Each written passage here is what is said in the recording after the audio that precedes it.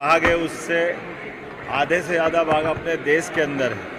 और देश में सबसे बड़ा अगर कोई राज्य बाघ को अपने राज्य के अंदर गौरव से रखता है वो राज्य मध्य प्रदेश है।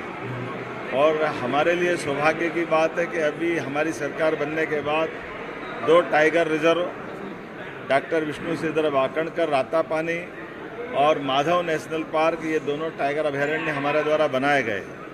मेरी अपनी ओर से राज्य के इस गौरव के लिए आप सबको बधाई।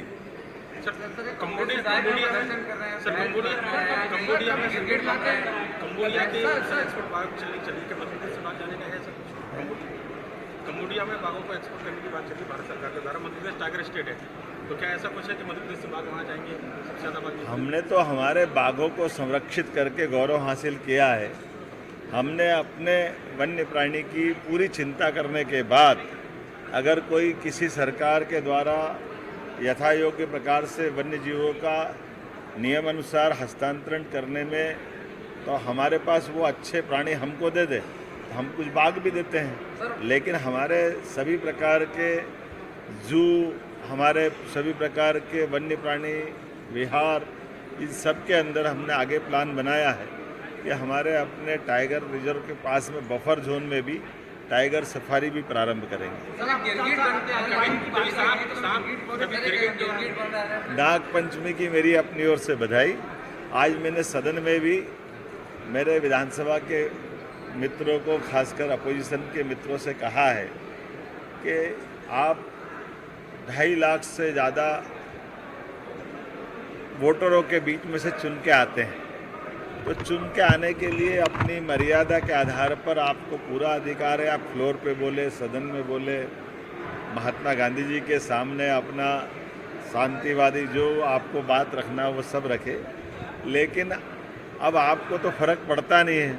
मुझे तो वो वन्य प्राणी पे दया आती जो इस बात पे हंसते होंगे कि ये हमारा रूप बना के भैंस क्यों बनना चाहते हैं, ये मनुष्य योनि को बदनाम कर रहे हैं, कभी गिरगिट बन के अपने बात रखते हैं। तो ये कांग्रेस का रंग बदलने का चरित्र आज़ादी के बाद से दुनिया ने देखा है, प्रदेश ने देखा है।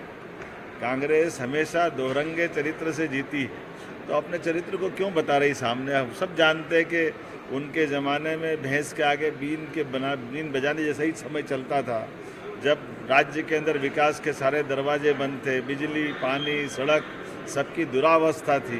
ये कांग्रेस के ही शासनकाल में था जब हमारे राज्य को विकास के लिए 1956 में मध्य प्रदेश बना। लेकिन मध्य प्रदेश कहाँ से कहाँ जा सकता था, लेकिन केवल 7 लाख हेक्टेयर क्षेत्र में सिंचाई का रकबा था। ये कांग्रेस का और भाजपा का चरित्र बताता कि 55 साल में 7 लाख हेक्टेयर और हमारे 20 साल में 55 लाख हेक्टेयर प्रति व्यक्ति आए। कांग्रेस के शासनकाल में 11,000 रुपये प्रति व्यक्ति, आज हमारी शासनकाल में 1,52,000 रुपये प्रति व्यक्ति। तो कांग्रेस इस सब बातों को देख करके विचार करे कि उनकी बात करने का तरीका कहीं उनको तो महंगा नहीं पड़ रहा।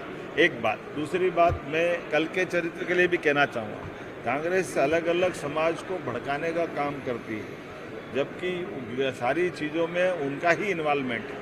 पिछड़ों की जनगणना को बंद करने का पाप कांग्रेस की सरकार के तत्कालीन प्रधानमंत्री जवाहरलाल नेहरू जी पे जाता है। बाद में नेहरू जी के बाद इंदिरा गांधी के बाद राजीव गांधी जी के बाद लगातार 2-4 साल हमारे माननीय अटल जी की सरकार छोड़ दो तो लंबी समय से कांग्रेस की सरकार रही, लेकिन उन्हें जातिगत जनगणना नहीं कराई। जो अंग्रेजों के समय चलती थी वो भी बंद करा दी।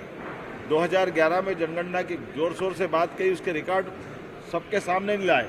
ये तो आज का समय यशस्वी प्रधानमंत्री का, जिनने जातिगत जनगणना के मामले में खुलेआम कहा कि हम जातिगत जनगणना कराएंगे और उसका समय सीमा में देश के सामने पूरी बात ले आए।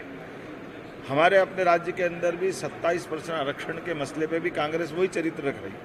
कांग्रेस ने जान करते बगैर तथ्य के कमजोरी के आधार पर, लचर नियम के आधार पर बात रख दी और अब उस बात के आधार पर झूठ बोलती फिरती कि हमको 27% आरक्षण।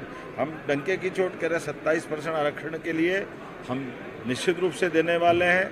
और हमारे कई विभागों के अंदर जहां स्टे नहीं था, हमने 27% ऑलरेडी आरक्षण दे दिया है।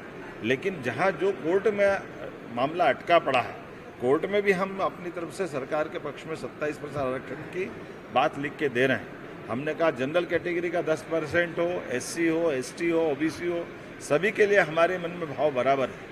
हम किसी एक दायरे में सिमटना नहीं चाहते। सरकार सभी वर्गों के कल्याण के लिए है और इसलिए जो 13% अभी OBC आरक्षण जो कोर्ट में भी लंबित है, हम जल्दी से जल्दी कोशिश करेंगे कि वो 13% आरक्षण जिनको मिला है ऐसे अभ्यर्थियों को भी उनकी अपनी हक के आधार पर उनको नौकरियां मिले, उनके अपनी योग्यता से उनका चयन हो। पूरे प्रदेश में